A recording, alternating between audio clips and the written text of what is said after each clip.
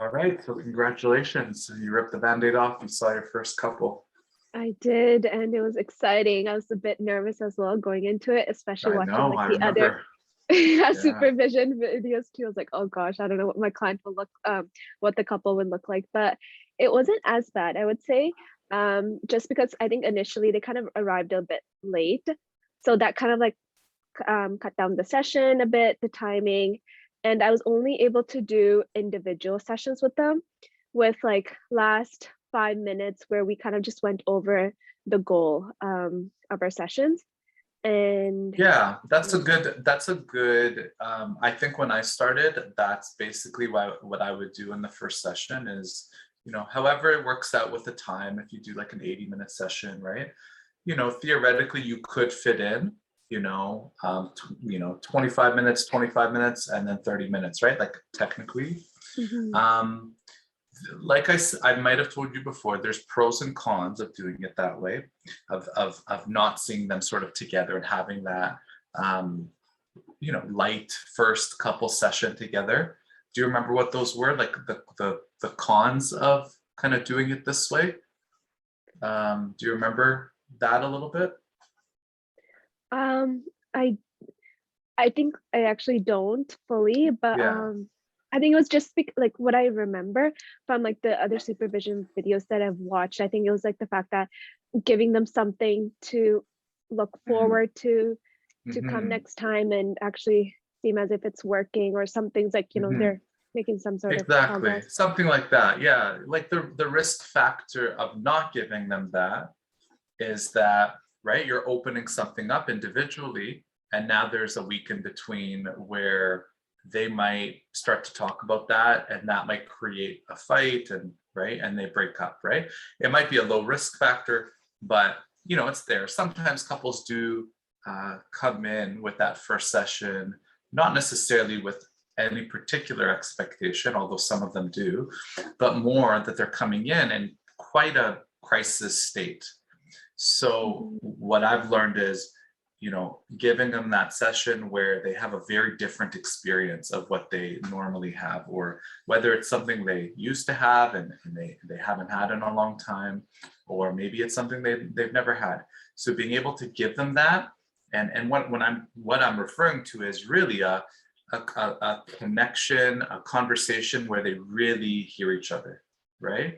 That's ultimately what EFT is about, creating a moment where one is taking a risk to share something vulnerable, something that's real for them in terms of their relationship, in terms of how they impact each other, and then having the other person receive it in a way that then when they respond comes back to them as, I feel really heard now, right? And the byproduct being like we're on the same emotional page, and the byproduct is connection.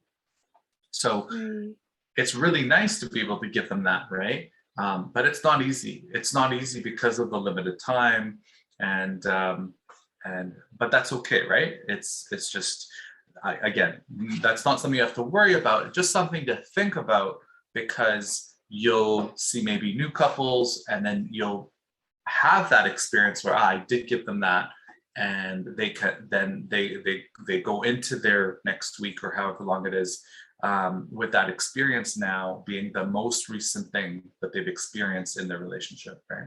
And that's nice to kind of shift the trajectory of wherever it was into something new, right? Which really, I think only couples counseling, I don't want to say only, but really realistically only couples counseling can do that, because or family counseling as well, where there's a real shift in the moment, right? And it's like they come in one way, they come out another way. There isn't much like in individual counseling. You can have those moments, but it's not like this thing that happens almost every time like it does with couples counseling. Right. Yeah. And I think initially, like going into this session, I was prepared. I was like, okay, I'm going to try to have like one enactment in the session before they leave. But that didn't end up happening just because like you of said, they were late. timing. How late were they? Like almost like 5 to 10 minutes late. Yeah. And then Yeah. we took some time with the consent form initially. Like Right. I thought it was really helpful, like even like talking about the privacy, the confidentiality. I did mention it to them that whatever we're going to be talking about in the individual, it will be kept confidential, unless if there's like any, I feel like there's any harm to someone. So I kind of wanted to point that out as well, and just to make sure that I don't get into Did like, you notice that that landed in a particular way? Like, were they more at ease, or did you notice that that had an effect? at that time, like when they were together, they're like, okay, yeah, like they just nodded their heads. And yeah, and I think like more so like after, at the end, like closer to the end of the session, when I brought them back in again to just kind of go over what the goal is, like the combined goal for the session, what we found. And then when so the female partner, she did mention, she's like, oh, I'm actually really curious to know what he answered during his part, but I didn't really know how to respond to that, because it's Yeah. like it was like thrown at me. So I did mention, I was like, oh yeah, like, that's something that we can always like explore in sessions together. Like I definitely don't encourage you to talk much about it like outside of sessions, just because like, just to be fair and equal, that both of you got that individual session with me, and we would keep it private. Like Well, that's what I so just here's the didn't really thing about know. that. You're setting the frame that you're going to keep it private. Whether they talk about it or not, it's okay. There's no harm in them talking about it. You want them to be able to talk about their experience with you, and not really set a limit on that. I don't think that that's a problem, because Right. if it does ever generate anything, that's something that they can bring up in their next session, so that you can have new triggers and new things like that. So it's okay. I don't want to generally limit. I did say the piece about, hey, being able to have them walk away with an experience is good, Right. definitely on the whole. Um, and not having that, it's not that that in itself is a risk factor. It's more that if again, it's a big if they're coming in with a crisis, or like they're really at their like last attempt to make this work. Mhm. Sometimes people come in, whether conscious or unconscious, with like, I'm going to try couples counseling. If this doesn't work, then I'm done. It's like, it's not uncommon, Right. right? Like maybe 10% of the time. But because of that 10%, or however much it is, that's why I try. Nowadays, I can do it no problem, right? If I do see that one person wants to talk a lot, if it's very related, then that's one thing. But almost always, it's just kind of going off, and it's not super related. And then I'll kind of limit it, or just skip questions, to give them that time to be able to do a real 25-30 minutes of them being together, Mhm. so that I can do an enactment, right? But that's okay, right? Most likely they're not a very distressed couple, and so that's fine, right? But you'll get to play around with both of them, right? So I think you had a question in there around, um, do we talk about what's in the other person's individual sort of question and answer? Yes. Right. Yeah. So one of the things I ask after I ask them all of those, 15, 16 questions, is I ask, is there anything that you did answer that you're not comfortable with me going over if it was to come up, right? Right. If the answer is no, most of the time it's no, everything's fine. Or, oh, everything but this one little thing, please don't mention that, right? Then you know what that limit is for them, right? And again, depending on what it is, you can strategize. If they both say that, no, neither one of us has any issue, we're an open book, right? We're transparent with each other. If that's the case, then you can say that both of you are fine to share. I won't share it today, but what I'll do is I'll go home, and before next session, if there's things that I see as important, I can share both of your responses. So I do that sometimes. I might start, oh, look at this. This is really cute. This is how they met, or this is what they both liked about each other. And it's something that really Right. stands out on the positive end. I might not say something like, okay, so he thinks this is the issue and she thinks this is the issue. Let's tell them both what they think the main issue is. I wouldn't necessarily do that, right? Because it's not really about the opinion. It's more, unless it's an agreement, both of you agree the main issue in the relationship is this. Okay, that's something to maybe share, right? So just really things that strike you. It's quite rare that I will go into that, but like in your case where they go, I'm really interested to know what this person said, then sure, right? But really it's what I do consistently is, what are your goals? What are your goals? Let's come up with unified language. And sometimes more than unified language, that's really important is either specificity or like having it be realistic, right? If it's really vague, it's hard to follow up and try to understand, did we meet this? Let's say you go over the goals again 5 sessions later, and you go, oh, well, your goal was to have more sex, both of you. Okay. Then you go, okay, are you having more sex? And they both say yes. Has the goal been met? No. Why? Because it wasn't specific. If we're having this much sex and now we have 10% more, we wanted whatever, 5 times a week, whatever it is, right? That's what I think is right. So then that's why the specificity and the clear kind of measurable sort of results are helpful to have. And more important even than that is just to get clear on what the goal is, right? Most of the time when people say they want more sex, it's not really about the sex. It's more of what they're comfortable talking about, because this is what they talk about in the relationship. This is what they complain about. But sometimes really the goal, talking about goals is really about getting underneath it. So, what does that mean to you? When you say you want better communication, this is the most common. Well, what does that look like, right? If they still can't give you a better answer, have them close their eyes, have them imagine, in your perfect world, when you close your eyes, what does communication look like, right? Another way I ask it is, how will you know we're done here? How will you know that your goal is accomplished? What would be different, right? And it could be like, that's just even another way of asking, what are your goals? Because, right, it's almost like, what's the final thing that needs to happen? It's like the magic question or the miracle question in a sense, because you're saying what really is important at the end of the day here, right? And it might be multiple goals, but ultimately, there's a reason why stage 1 is called de-escalation, right? De-escalation means we understand each other. We are able to communicate without being afraid to share our own experience, right?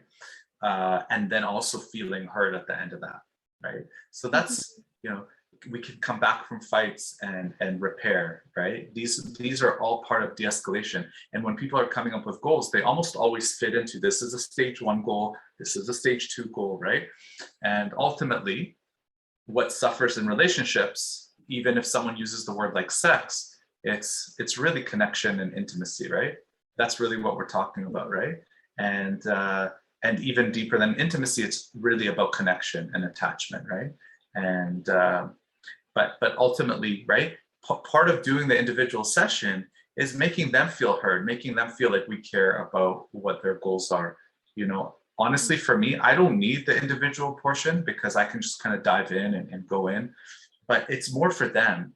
It's really for them to be able to share what is going on for you, right? And have me hear that, because that builds that even though we're going to be working all 3 of us together, it's this one-on-one attachment, trust, rapport that we're building, that then we're going to build with him. And then together, then when we go and ask them to take these really difficult risks, like doing what you did growing up but got a bad result for, like that's a huge risk. If you grew up with a dad that hit you every time you complained, then you stopped complaining, and then you learned just to suck it up. And so now when I'm asking you, usually a withdrawer, hey, I want you to share, what is this experience like when she tells you you're X, Y, and Z, and you're a failure, and you're a loser, and you're an idiot? Normally you hold that in or react and get mad, but do you actually ever let her know how that impacts you? No. Why? Because my dad used to beat me when I did that. And so I'm expecting some kind of horrible fight, or right? That all gets put onto the current relationship, right? So that's essentially what we're asking people to do is go into their childhood and do the thing that they got punished for. In one way or another, that's essentially what we're doing, right? And that's really risky. And so they've come up with all these clever, different ways of coping to not have to do that thing again. And we're asking them to like drop their guard, go under the coping, and do this thing that's not easy, right? So meeting them individually really helps with that, I think. And so it's for them, but it's also for you to kind of even gauge where are they at in terms of being able to take these risks, Right. which is why I do encourage it. I encourage it really for their benefit, more so than anything. I don't have to really sell it because I really believe that it's very beneficial for them. And you probably saw that, like they got a lot from that versus just kind of diving into couples.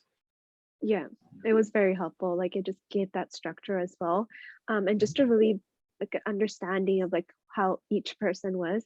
And talking about like the goals specifically, like the male partner was like, oh, we just want to be able to have more conversations when we do get into these arguments, rather than like act on our emotions, or like when we're angry, like have conversations. Then we want to be able to like kind of separate and then come back to it and have an open conversation.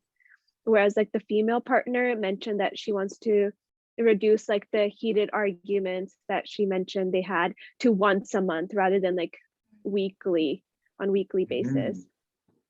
Yeah. And yeah, even that, like it sounds very like realistic and measurable. And like I would want to get underneath that, like what's the impact of you fighting once a month, right? And what's the intensity like, right? Is it just that you're wanting to reduce the frequency, or the quality of the fighting itself? Is fighting the problem, or is it how you fight, right? Like these kinds of things, it can be helpful to, and what does a fight look like? What do you want it to look like? So let's get to kind of where you're at now. You see the value of meeting them individually. Where do you go next from here? Obviously, they're going to be coming in together next time. And right, like what's your fear? What's your kind of questions around that? Yeah, I think I'm just kind of like really kind of like understanding the next session when we do have together and they're together. Where do we start off with? Like obviously I know that I feel like when I was talking to them individually, they both did mention like an incident that happened just recently, and I feel like that would be a good way to start off because both of them kind of mentioned it in the session, and it was quite similar, their stories. So I thought like, okay, this would be a great way to kind of just like understand how their arguments that they mentioned they have, like how does it work and what their relationship kind of looks like, or how do they interact with one another. Absolutely, yeah. So that could be a place to start, but always keep in mind a lot can happen from last Saturday to this upcoming Saturday, and always giving them the choice. Right, yeah. Sometimes when we're suggesting something, they think we're the expert, right? So let's start with that. But really in their minds, there might be something that's like really more alive in them, more like activated in them. And that sometimes when there is this sense of aliveness, meaning like, let's say they just had a fight the morning of or last night, and it's like really impacting them. You know how in relationships, sometimes when there's something and it's there, it's like either it's dealt with or it gets suppressed, and it carries you over to the next interaction, and it does bleed out in some ways. And if it's not dealt with, or even if it bleeds out and not really resolved, then it just gets pushed further and further. Those things end up becoming beliefs about the relationship, about the other person, and they become less and less activated, but they become more and more like almost solidified beliefs, right? That are not necessarily true, of course, because they're just based on those experiences and what we took away from those experiences. So yeah, just keep that in mind, that there's maybe new things, more fresh things they can describe better, more alive in them. And so just make sure it's always try to give them the floor first, where they're bringing up something newer, more recent, or more alive in them. And if they don't have anything, then of course you can go, perfect, I've got this thing in my back pocket. You both brought this up last time. Would you like to start here? Does this seem representative of a pattern that either of you have noticed in the relationship, right? Right. Yeah. Yeah, definitely. Like just kind of like going based off of like what they want to talk about, begin with in the session. And then I guess like just I feel like it really doesn't matter much, right? Like who do I begin with when I'm having this conversation? Like, or it depends on like who kind of like starts or initiates and just kind of go based on that. Um, You mean when you start to go under, like into right. their Yeah. experience? Yeah, yeah. Hmm. There's different people that will say different things and have different preferences around who to start with.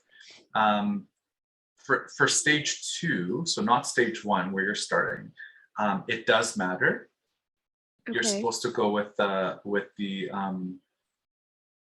withdrawer first. And the Right. reason for that is, if you think of a dynamic, especially one that's been taken hold for a long time, the pursuer is usually the one that's, to them, always the one taking the risk. It's always me. It's always me taking the risk. I'm the one that puts my heart on my sleeve. I'm the one that pursues you, right? With stage 2 work, it's a lot more vulnerable. And Hmm. the reason we want to start with the withdrawer first is, it's kind of twofold. One is, the withdrawer, because of what I just said, with the pursuer in their mind, I'm always the one risking. The Hmm. withdrawer doesn't have that story, right? They're Right. more, their story is more, I'm always reacting to them. They're always bringing stuff up and I'm always reacting to them. And so as Hmm. far as risk is concerned, it is risky for the withdrawer to open up as well, of course. But when it comes to stage 2, because they've kind of graduated already from stage 1, and obviously we'll get to more stage 2 stuff kind of later, but Hmm. because the safety is built in there, the idea is there's enough safety built in of what you've done up until now that allows the withdrawer to feel safer to take these deeper risks. And then once they've done that, we call that shoring up the withdrawer. Right. And that's kind of like the first step in stage 2. And so shoring up the withdrawer, it's like, think of it, it's like we're bringing out the child in them that's been dormant for so long and that's been scared to come out. Hmm. And once we do that, what that does naturally is it softens the pursuer, right? Hmm. So the pursuer's problem, so to speak, both sides, let's say, has a problem in attachment terms. The pursuer is like always kind of anxious, right? That their partner is disconnecting from them. And so Right. seeing that their partner is coming out of their shell, even if it might be more assertive than they're not used to it, maybe, that tends to soften them because they're seeing this vulnerability, right? Hmm. And and and then it goes against that message of like, it's always me, it's always me. Sometimes if you want to start with the pursuer in stage 2, it's too, the way they end up enacting is still a little bit not as vulnerable, I would say. And Right. so that sometimes gets in the way of it doesn't shore up the withdrawer, so to speak, right? But seeing the withdrawer come out of their shell, that softens, right? It's Hmm. almost like, we've got, this is the pursuer, this is the withdrawer. We're kind of getting them to meet in the middle in a sense, right? We're Right. facilitating this person coming out, and we're facilitating that helps this person come down. And I followed that, and it's worked out really well. But you're right. So in stage 1, though, that's what we're talking about. It doesn't really matter, but some things I've heard and some things I've said is there's preferences that some people may have that will allow working with one versus the other to start easier. And it's not a pursuer withdrawer thing. Hmm. So sometimes people will say, go with the person that you identify with more, because it'll be Right. easier for you to connect with them. Right. So Mhm. if you're a withdrawer, you're a pursuer in your relationships, kind of go with them. Mhm. There's pros and cons there too, but whoever, the point is, whoever you go with, still always keep in mind what's going on for the other person. Right. as you're kind of helping them go down. And the more grounded the witnesser is, whoever you're not going with, right? Mm-hmm. So let's say you're going with the withdrawer, you want to, if you can keep them grounded by the time that the person that ends up doing the enactment is enacting, they'll be ready to receive it. Whereas if they're heightened, sometimes it's very deceiving. Someone could be very quiet, but they're Right. really heightened, and you wouldn't know until you would find out actually when the other person does the enactment, right? And then you can go Right. back and go, oh yeah, I should have paid attention to that. But it's okay. You can't really make a mistake because, like I said, it comes out. And then one thing that's great about EFT is you learn how to adapt in the moment. That's like, Mm-hmm. you know, once you see enough cases, you go, oh, I can just deal with it then. It's Right. then you go, yeah, I can do some preventative stuff along the way. But sometimes there's things that come out of left field, and it's not until afterwards that you can think back and go, oh, okay, that makes sense now. So that's one, who you identify with. Two can be who is more in this moment, more likely, based on your gut level or what you're reading in the room, to be vulnerable. Right. Right? Okay. Who's kind of like more connected to their body in a sense, right? Mm-hmm. And three, you can just go random. It doesn't really matter, right? At the end of the day. So sometimes I will pick the person that's more heightened, Right. like that's more stuck in their secondary. So the louder person. And the reason for that, I did that at first because I didn't connect with them as much. So I would generally start with the pursuer because it was more of a challenge for me. And then that actually helped me work on that. And I still do that at times because unlike stage 2, because the pursuer is the one that's doing more of the risks, they're more connected to their body, generally speaking, right? Right. And so they're more connected to their emotions and their experience. And if you ask them what's going on for you, they'd be able to tell you. But when they're triggered by their partner, they just go right into kind of fight, flight, freeze. More fight, flight, more fight, right? That's their pursuer, so Yeah. they fight. Or sometimes they do flee and then come back, right? And also it depends on where they're at in their journey as far as their relationship.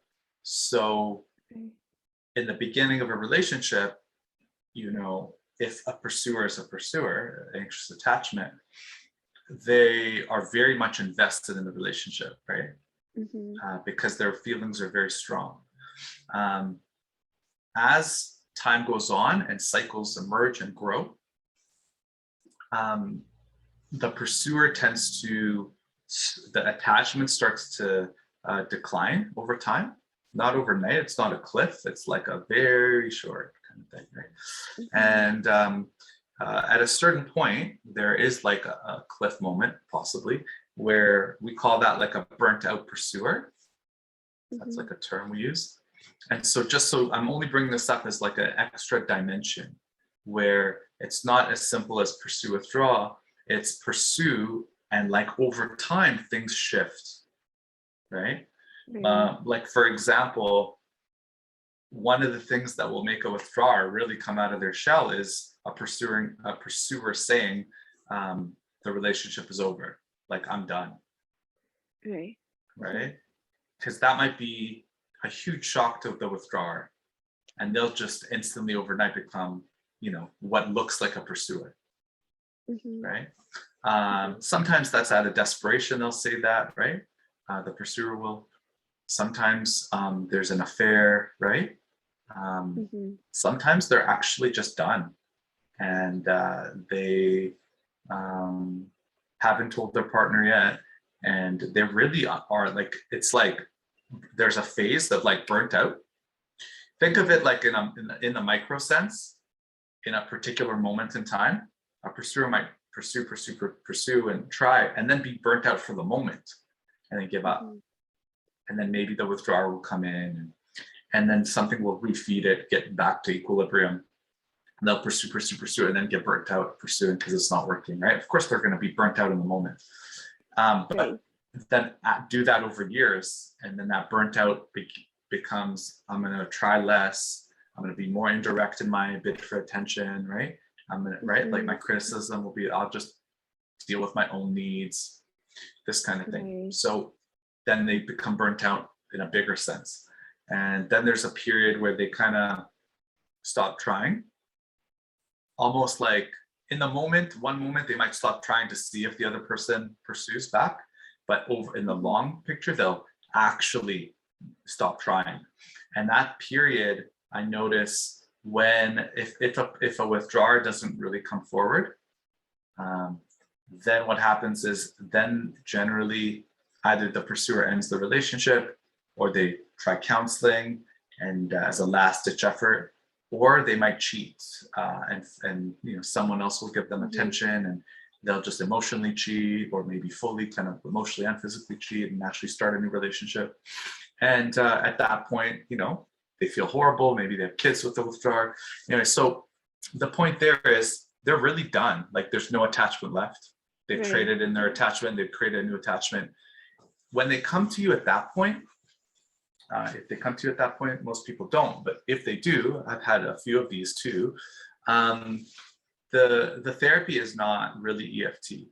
The therapy in that point, like stereotypical EFT, in the sense that we're trying to shape their connection and their communication. At that point, the therapy is more about like a grieving, assisting the withdrawer to grieve, right? So it's very different. Yeah, I've done some of those, and yeah, it's like very different. But you can still do a lot of the EFT elements. But anyways, that's kind of like my ADD brain going into other directions, right? So ultimately, the short answer is it doesn't really matter. I would encourage you to just like experiment. One session go with one session go with the other. If you're having a hard time and you get stuck with one, so sometimes it could be either one for different reasons, but there's resistance that comes up, then you can just switch over to the other one. Right. Okay.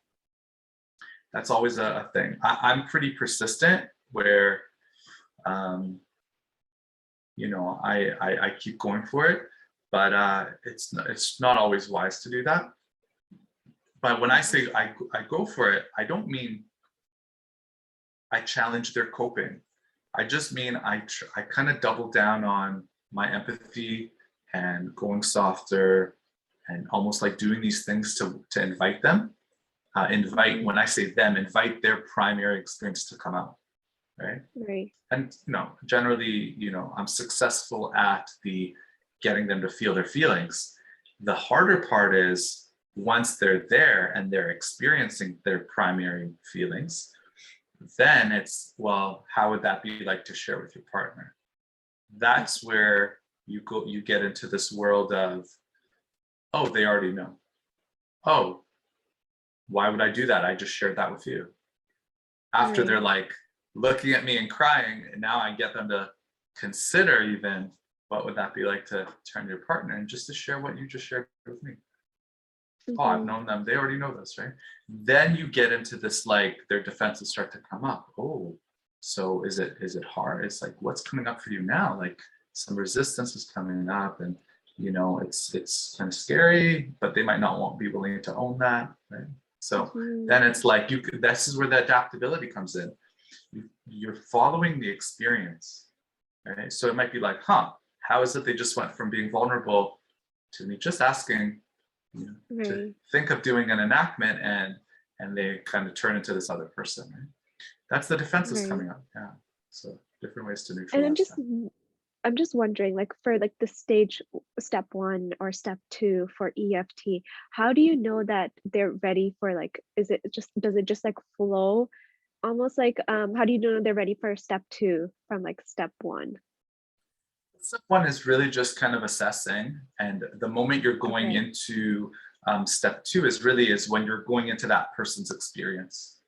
1 is the cycle, right? 2 is you're just kind of transitioning nicely from okay, I have enough to go into this one moment in time. The one moment in time could be your fight from last week or yesterday. The one moment in time could be right there in front of you because they're triggered, right? Right. So Okay. the assumption is you're always ready for step two. There's nothing that tells you you are not ready for step two. You're just kind of going into it. And then as far as like step three and kind of doing the enactment, that's where, step three is like a big step, right? You're kind of going all the way down, and then you're kind of making it interpersonal, right? Right. That's the crux of like stage one. It's all in there. I don't worry about whether they're ready, right?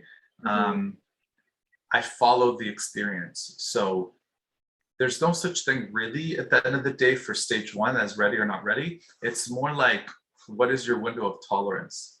Like everyone's ready to some extent to connect to their body. And so instead of thinking about it in the steps and stages, I go, what is your limit today? Right? So as you are kind of going through empathy, basic counseling skills, very much person-centered with them. It could be about perceptions. What's your perception of the other person? As you perceive that from them, this is what you think to yourself. Now I'm getting them into their body through perceptions first.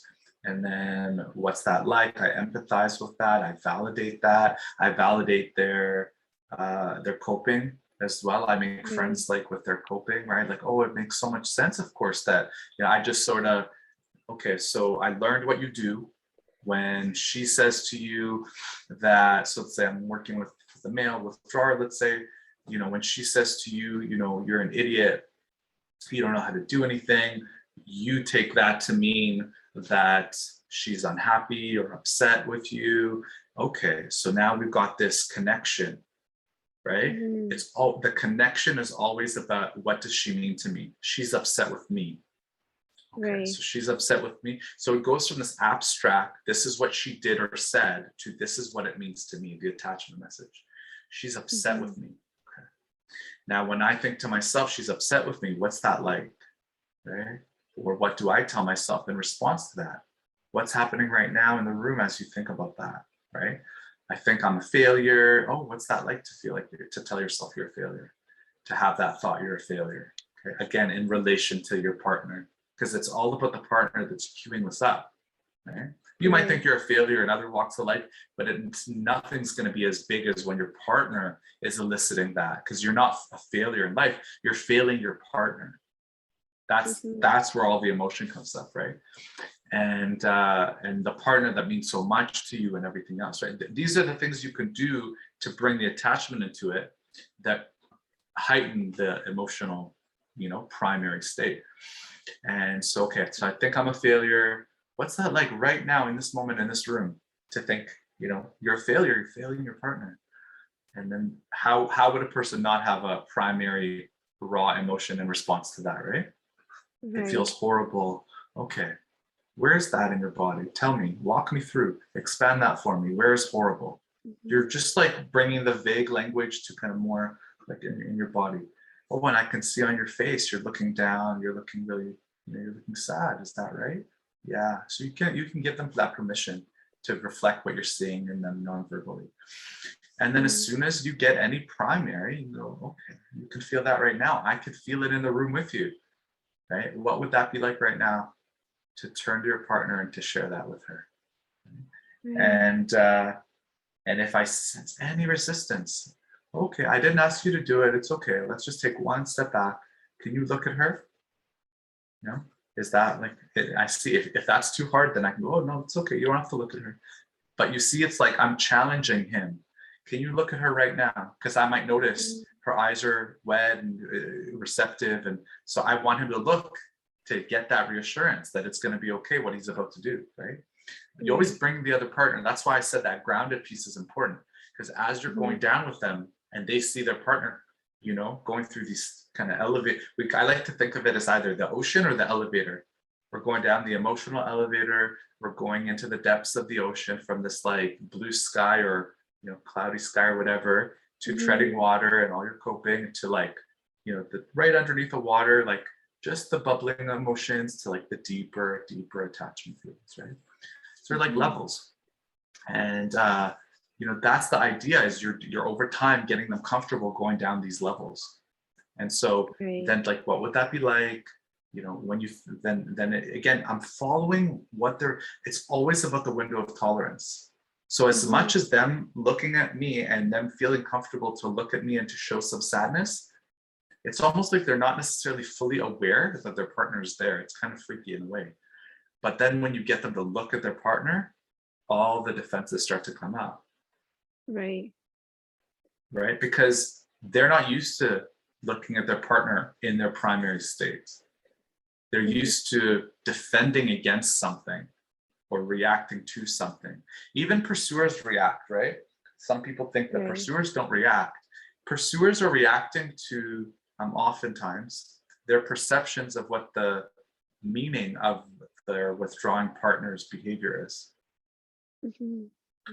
So their partner might not be doing they might not be aware that they're doing something, but them just looking away as their partner's talking to them.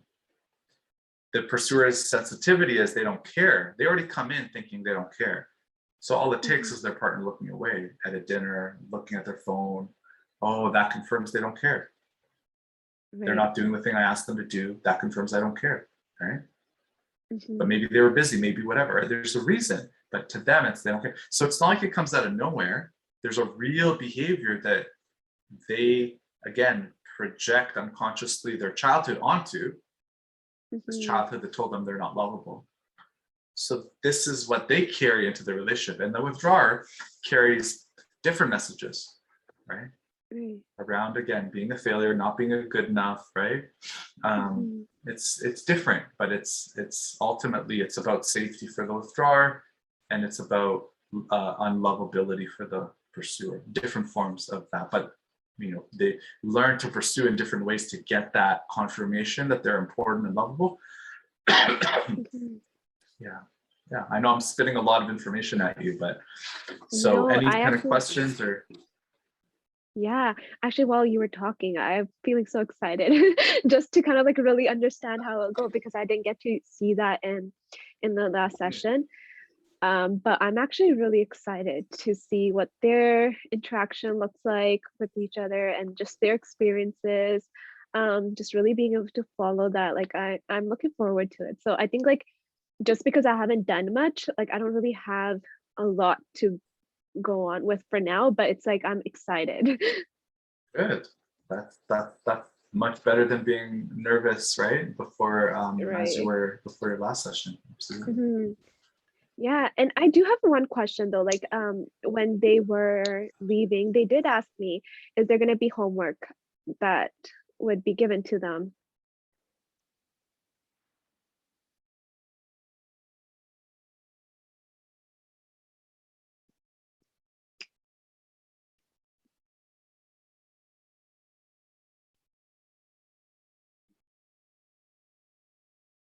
Oh, something got disconnected. Can you hear me? I can hear you. I just can't see you. You just can't see me. Oh, it switched over to my other camera for some reason. Hold on one sec. Okay. Oh, now it's back. I think it's just this thing getting hot. So do they want homework, or is it just out of curiosity? I think they want homework. They were asking for homework. And I really don't know how homework works in EFT or. So, here, one of the best tools for like legitimate homework, when people are really interested in it, it wouldn't be the first step, but this is called an emotionally focused workbook for couples. It's hard to see because of the blur. I'm just going to unblur this for a second. Hold on. Oops, didn't mean to press that this time. Blur. Okay, so that's the book. It's written by my mentor, Veronica. She's one of Sue's original students. And so that's the second edition. So they gave this to me when I was a volunteer at the EFT externship a few months ago. I have the first edition, but this is the second edition that I haven't gone through. But this is not like a reading book to go through together. This is like a pretty intense, you know, there's a lot of fill in the blanks. So this is the Right. kind of book that you would scan the whole thing, you learn it really well, and then think, what would be a good exercise for my couple to go through this week? This is that kind of homework book. I wouldn't start there though. Where I would start, and I haven't scanned this book yet, I just got it recently, but where I would start is giving them the assignment of going through Hold Me Tight as an audiobook that they can listen to together. Okay. So Hold Me Tight is came out in 2008. Sue wrote it, and she wrote it for couples. And it's a really good experiential book because each chapter comprises of like a vignette of real couples, like an amalgamation of real couples. And it's like your stereotypical this kind of couple, your stereotypical this kind of couple. But it's, you know, they give a fake name for the male, the female kind of thing, right? Mm-hmm. And it's how Sue worked with them to deal with the particular kind of process issue that they are having. And at the end of each chapter, there are questions to go through together. So it's not a book that you kind of zip through, although you could. I zipped through it like 4 or 5 times in the beginning. But it's, for you could zip through it. But for the couples, it's like really to savor it, because it's something that you go through. Because you could spend, you know, probably half an hour at the end of each chapter going through the questions. So that's a good first step.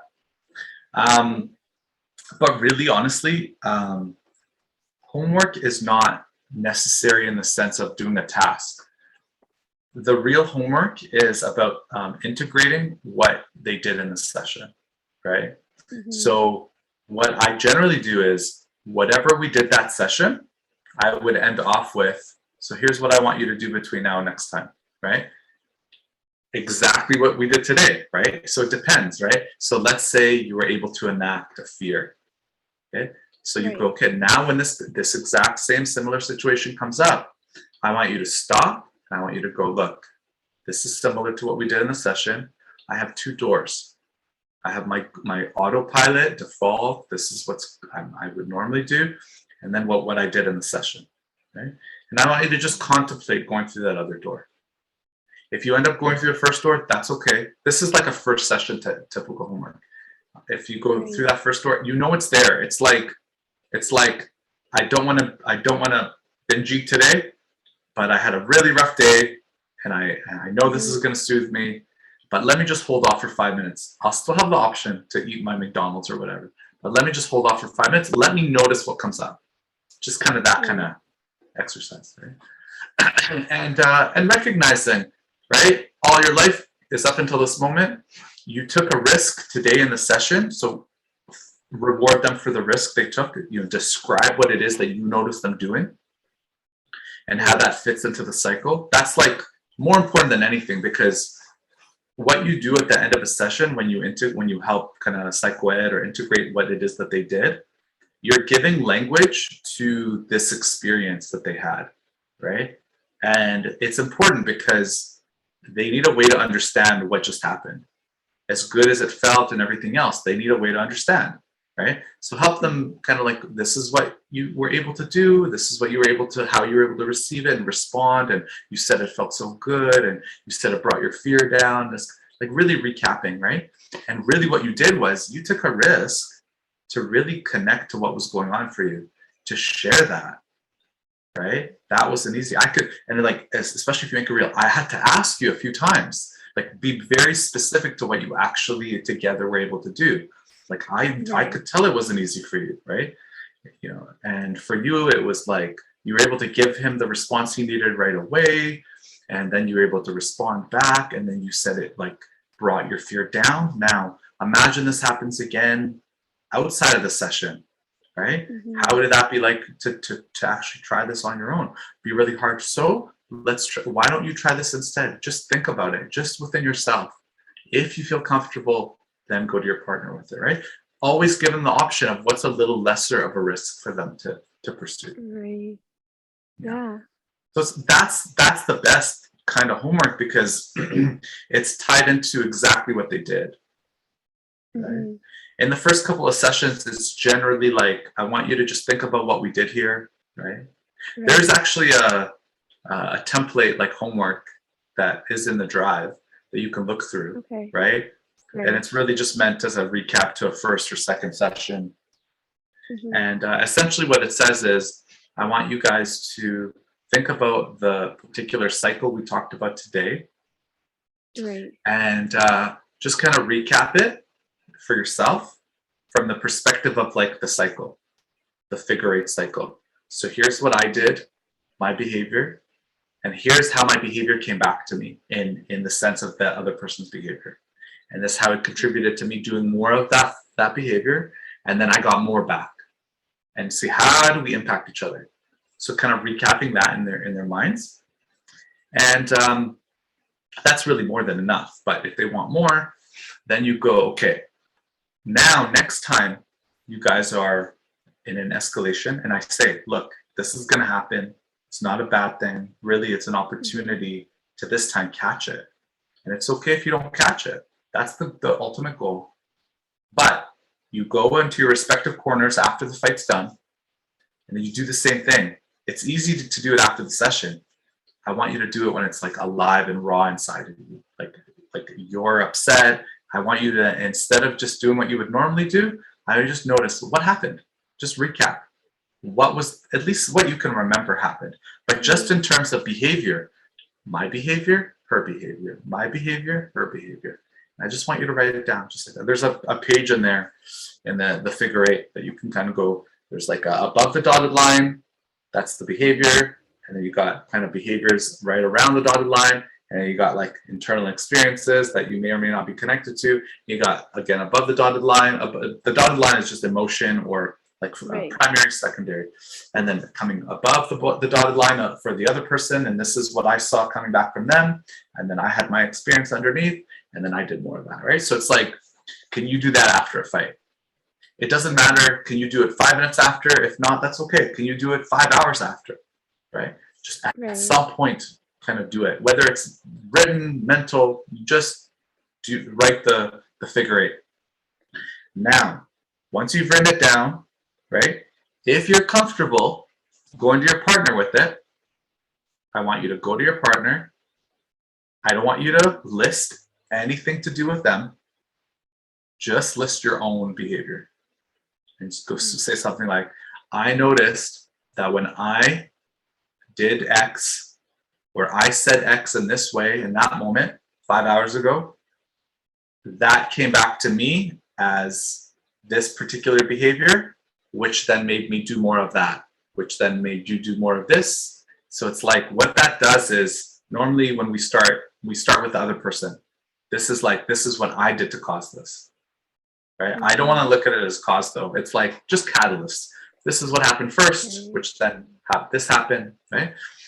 And if that goes well, then generally I might say to them, that might model to the other person, right? And then, yeah, I did this or yeah, and then I did that. Like you kind of construct it together. Or you go, oh yeah, and you don't remember what happened before. Let's try to find out what happened in the beginning together, because one person might not remember. Can find a way to get back to the beginning, right? And what this does is, one, you're taking accountability, right? Which kind of diffuses the situation for most people. And 2, you're just really curious, right? This is all about curiosity of how you impact each other. And 3, it's about the impact.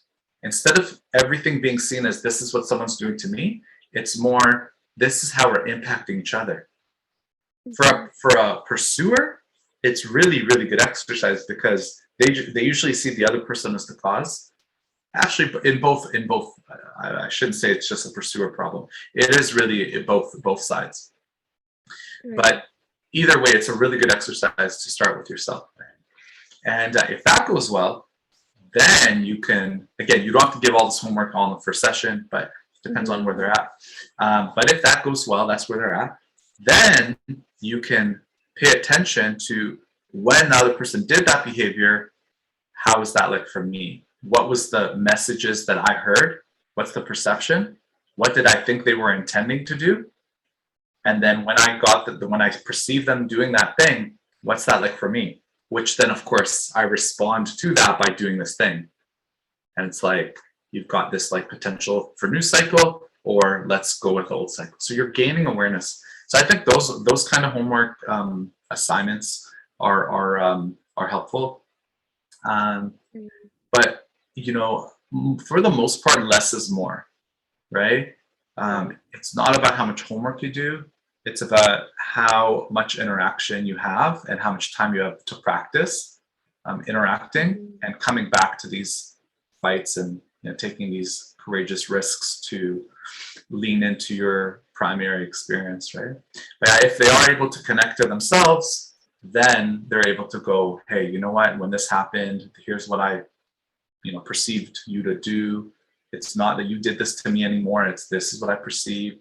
And then this is how that impacted me, right? When I perceive your behavior to mean this is what happens for me. There's almost none of you in there. It's just, this thing happened, you said this thing, here's what I perceive that to mean. And you take full responsibility for your experience. When I think that this is how it lands for me. And that's a big risk for a lot of people. Well, at least early on. But as they're doing it in the session, so a good rule of thumb is the homework you give is like 1 or 2 steps lower than what they were able to do in the session. The session is where they take their new risks, and the homework is where they're kind of like mastering some of the things they've already done a few times. Something like that. That's a good rule of thumb. Yeah, I think that was really helpful.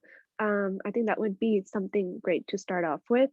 And then in that time span, like I'll get an opportunity to look through like all those other resources as well myself and just kind of get an understanding where my couple's at and what would be beneficial. But I think like definitely like in the starting, if they're still like wanting that homework, starting off with that, just having that more awareness and just getting time to practice that, that'd be great. Exactly, yeah. And also like it depends on like, are they living together? How busy are they? How much time a day that they spend together, right? Right. So the thing with homework, and the same goes for rules, one person, generally the pursuer, is going to be the one that wants more homework, more rules, things like this. And then they use, not consciously, but they'll use that as I did my homework, you didn't do yours. So you want to be careful around that. And even with EFT, right? Sorry, with Hold Me Tight as an example. You're not giving it as homework as you have to get it done by the next session. Or like, oh, you should go on a date every Friday. Like this is like a rule or a thing. You have to be careful around that because then it's very easy for them to just plug that into their old cycle. Couples will do that. Oh, you have to do this. Our therapist said you have to do this. So just be careful around that and just qualify things where it's like, this isn't actually homework. What this is, time to practice. And if you are so inclined to do so, you don't have to do any of this. You're going to take these risks in session one way or the other. But if together you feel like you want that, then here's some extracurricular things you can do. Perfect. Yeah. I think all of it was actually really helpful just because like again, as I mentioned, I haven't done anything actually much with my couple other than the individual part. So I think like just having like all this information so that I at least know what to like, I'm prepared, a bit more prepared going into it. And again, as like sessions go on, I'll have a better idea of how everything works. I can't really think of much other than that, like what else I'm like any other questions I may have, just because it's just very new, I think, and I'm just like going. They'll come. I'm sure lots of questions will come next time. Oh, for sure. Yeah. When they're together. Yeah. Perfect. So yeah, we'll end it there.